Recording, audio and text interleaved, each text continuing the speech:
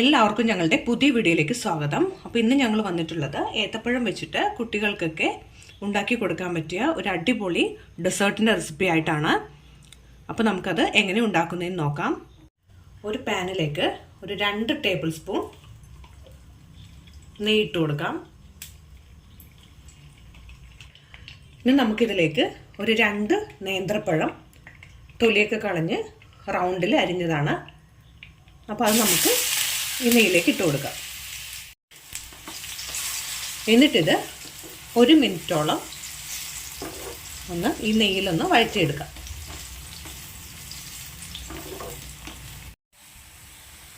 അപ്പം നമ്മൾ ഈ പഴം 1 മിനിറ്റ് ഒന്ന് നെയ്യിൽ റോസ്റ്റ് ചെയ്തെടുത്തിട്ടുണ്ട്. ഇനി നമുക്കിതൊരു പാത്രത്തിലേക്ക് മാറ്റാം. ഇനി നമുക്ക് ഈ നെയ്യിലേക്ക് തന്നെ ഒരു 1/4 കപ്പ് സേമിയ ഇട്ട് കൊടുക്കാം. എന്നിട്ട് ഇത് ഈ നെയ്യിലൊന്ന് റോസ്റ്റ് ചെയ്തെടുക്കാം. അപ്പോൾ നമ്മൾ ഇതും 1 മിനിറ്റോളം നമ്മൾ റോസ്റ്റ് ചെയ്തെടുത്തിട്ടുണ്ട് നെയ്യിൽ. ഇനി നമുക്കിതിലേക്ക് ഇത് വേകാൻ ആവശ്യമായിട്ടുള്ള വെള്ളം ഒഴിച്ചു കൊടുക്കാം. ഒരു 1.5 കപ്പ് വെള്ളം ഒഴിച്ചു കൊടുക്കാം. ഇനി ഇത് നന്നായിട്ടൊന്ന് വെന്ത് വരട്ടെ. നമുക്കിത് ഒന്ന് അടച്ചു വെച്ചൊന്ന് വേവിച്ചെടുക്കാം. അപ്പോൾ സേമിയൊക്കെ അത്യാവശ്യം നന്നായിട്ട് വെന്ത് കിട്ടിയിട്ടുണ്ട്. ഇനി നമുക്കിതിലേക്ക്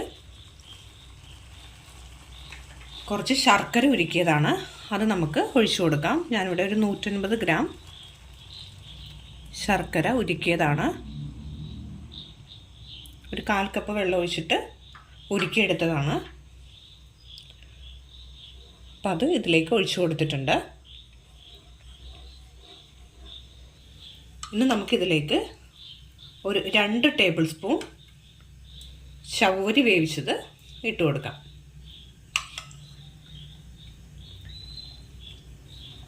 ഇനി ഇത് നന്നായിട്ടൊന്ന് മിക്സ് ചെയ്ത് കൊടുക്കാം.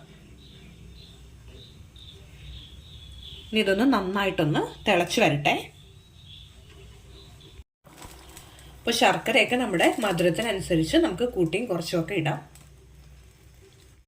അപ്പോൾ ഇത് നന്നായിട്ട് തിളച്ച് കുറുകി വന്നിട്ടുണ്ട്. ഇനി നമുക്കിതിലേക്ക് നെയ്യിൽ റോസ്റ്റ് ചെയ്ത് വെച്ചിട്ടുള്ള ആ നേന്ത്രപ്പഴം ഉണ്ടല്ലോ, അത് നമുക്ക് ഇതിനകത്തേക്ക് ഇട്ട് കൊടുക്കാം. ഇനി ഇതിലേക്ക് ഒരു നുള്ള് ഉപ്പിട്ട് കൊടുത്തിട്ടുണ്ട്. മധുരം ഒന്ന് ബാലൻസ് ചെയ്യാൻ വേണ്ടിയിട്ടാണ് ഉപ്പിട്ട് കൊടുത്തത്. കൂടാതെ ഒരു 1/4 ടീസ്പൂൺ ഏലക്കാപ്പൊടി കൂടെ ചേർത്ത് കൊടുത്തിട്ടുണ്ട്. ഇനി ഇത് എല്ലാം കൂടെ ഒന്ന് മിക്സ് ചെയ്ത് കൊടുക്കാം. അപ്പോൾ ഏത്തപ്പഴം കൂടെ ഇട്ട് കൊടുത്തിട്ട് നന്നായിട്ടൊന്ന് തിളച്ച് കുറുകി വന്നിട്ടുണ്ട്. ഇനി നമുക്കിതിലേക്ക് 1 കപ്പ് നല്ല കട്ടിയുള്ള തേങ്ങാപ്പാൽ ഒഴിച്ചു കൊടുക്കാം.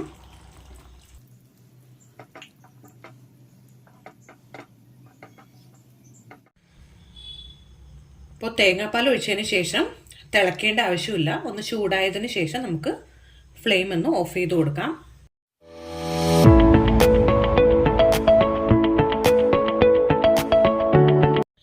അപ്പോൾ ഏത്തപ്പഴം വീട്ടിലുണ്ടെന്നുണ്ടെങ്കിൽ കുട്ടികൾക്കൊക്കെ ഉണ്ടാക്കി കൊടുക്കാൻ പറ്റിയ ഒരു അടിപൊളി ഡെസേർട്ടാണ്. അപ്പോൾ എല്ലാവരും തീർച്ചയായിട്ടും ഇതൊന്നും ഉണ്ടാക്കി നോക്കണം. അപ്പോൾ ഇന്നത്തെ ഞങ്ങളുടെ വീഡിയോ ഇഷ്ടപ്പെട്ടുവെങ്കിൽ എല്ലാവരും ഒന്ന് ലൈക്ക് ചെയ്യുക, ഷെയർ ചെയ്യുക. സബ്സ്ക്രൈബ് ചെയ്യാത്തവരാണെങ്കിൽ ഒന്ന് സബ്സ്ക്രൈബ് കൂടെ ചെയ്യുക.